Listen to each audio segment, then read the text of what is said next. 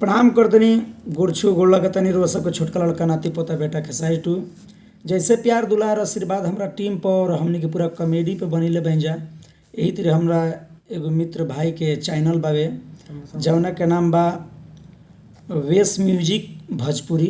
ये हमार बड़ भाई शंभू समरिया जी, बगल में हमार रमेश भैया जी।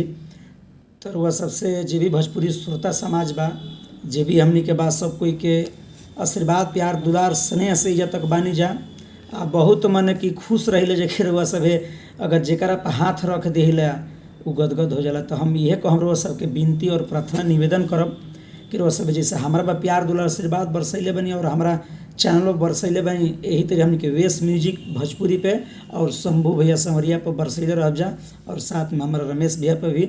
और खूब ज़्यादा दूर दूर तक शेयर करी जा, सब्सक्राइब करी जा, लाइक करी जा, इंस्टाग्राम फेसबुक ट्विटर हर मने मीडिया का हर स्तर से मने रुआ सब ऐसा करी जा ताकि कुछ मने कि भाई के भी रुआ सब का आशीर्वाद मिले, ताकि हमने का भारी होखी जा कर्जदार अगर रुआ सब के रह जा तबे रुआ सब के इंटरटेनमेंट करब जा आ करके हमने के रुआ सब के हंसाइब जा खिलाइब जा और रुआ सब हमने के आशीर्वाद देम प्यार देम दुलार देम। तो बहुत मने खुश बन जी कि भैया हमने के आइल बनी बहुत दूर से बहराइच से आइल बनी मिले खातिर रुआ सब के बेटा से, यहाँ सबके भी और बेटा बनी।